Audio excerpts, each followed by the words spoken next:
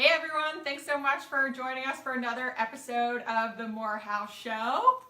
Yeah, we have a special guest, interior design renovation specialist, and you got to check out the clip about her NASCAR debut. We are here today with Kamara Jackson. Jason and I both met her at different networking events. She is all over the place, knows everybody, and does some really awesome interior design work. So we're just going to sit down with her today and have a little chat. Yes. All right, let's start.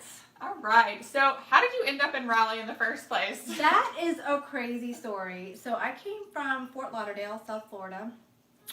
That's where my design career started. Okay. And I used to travel here with my family every year to the mountains for vacation, and I just got tired of the rat race of Fort Lauderdale. And I had asked my husband to please move here. So literally, we moved here sight unseen. We sold our house, quit our jobs, and moved here sight unseen in a moving truck. No lie. Luckily, we made quite a bit of money on the house in Fort Lauderdale. We bought a nice home. Invest in real estate, friends. Absolutely. We got a great house in Lockmere, and the rest is history. So obviously, me and Casey love wine. What are some of your favorite places to go, and what's some of your favorite wine? I can answer that. I love the Wakefield Wine Cellar. I have a friend of mine who has wine night at his house quite a few times a month, and I do have my top wines. I love J. Lohr, #1, followed by Faust. Love that. Very expensive, but it is so good. Then my third one, I can't think of that one. It's not coming to me. But I also love, what is that place? It is in North Hills, Capitol Grill. I absolutely love Capitol Grill. They have a great wine list. Very good choices. How did you end up in interior design, and what is your favorite thing about it? I think that I would absolutely love it, but have no idea what I'm doing, which I feel like is how a lot of people feel. You know, it looks very glamorous, Casey, but it really does, and I love the glamour side of it. But to be honest, my job is about 10% of design, and the rest of what I do truly is project management. Okay. I am a one-stop shop. I have my own team, contractors, tile, painters, etc. So I start to finish, but only about 10% is truly the design aspect. Okay. But how I got into interior design is also a funny story. Not what I wanted to do with my life. It is truly a God thing. I went to school for business and was in property management for many years, and leased many apartments, and assistant manager, moving my way up the corporate ladder. And then when we moved from Tampa to Fort Lauderdale, I started working in the Dakota, the Design Center of the Americas, and it is truly a shopping mall for the rich and famous. We're talking $10,000 sofas, $20,000 chandeliers, and people shopping there like it's nothing. And a few interior designers actually picked me out to work with them. So then I started my career in the Design Center of the Americas, and fast forward, I'm not going to say how many years. I do not want to age myself, but the rest is history. But you haven't looked back, and now you're crushing it in Raleigh. I am crushing it in Raleigh and loving every minute of it. That's awesome. So in your career path, it takes a lot of creativity to come up with these designs. Where's that inspiration come to, and what do you find it at? Literally at 2 o'clock in the morning. No lie, this is why I take Ambien. I will look at a project and I just feel it. I talk to my clients. I get a feel for who they are, what they want, and what they need in their home.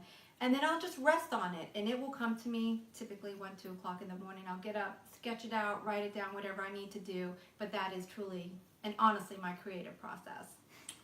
Works. Oh, since I think your job is all glamour and you beg to differ, what has been your most challenging project so far? I will never forget this project.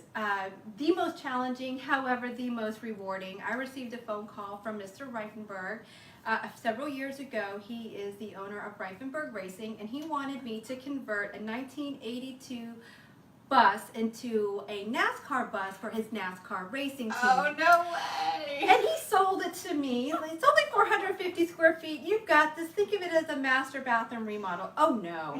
No. Fast forward a year of being on site daily.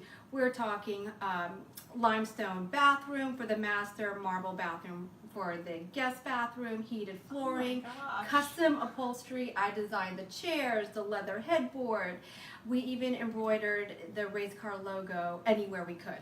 I'm not going to put a price tag on how much all of this cost. I can only imagine. Yes, we're talking the finest leather. We stripped all the wood and restained everything a custom color, of course. It my gosh. truly came out gorgeous, but I was nervous the whole way through. But I will say, one of the most exciting moments was when I actually accompanied them to a NASCAR race in the bus. Oh no! It was truly just a moment, an aha moment. Like, I did this, I got this, I nailed it. It was awesome. That's awesome. That's so cool. I drank a lot of wine through that Yeah. project. I did. I drank a lot of wine, but that's okay.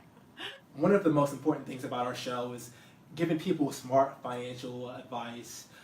If you could go back and talk to your younger self, what would be some financial advice you'd give your younger self? I would give myself the advice to invest early and young. There's nothing like compound interest. I didn't get that when I was younger. I just wanted to spend money on clothes and great food and vacations. And well, we all know compounding interest is king. And as I'm in my 40s now and have increased my investing, I look back and have tons of regret. All the work I've done, I did not invest that money correctly, wisely, with the right people. I'm playing catch up now, and I wish I would have started much younger. Very good advice. Well, thank you for taking the time to sit Thank you, down with us. Jason, for inviting me. It's very great to catch up on you, and we'll Thank have to you. follow you on social media and check out some of your designs. Absolutely, absolutely. Instagram, Style by Camara, and well, Facebook as well. Thank you, everyone. Thanks so much for tuning in for another awesome episode of The Morehouse Show.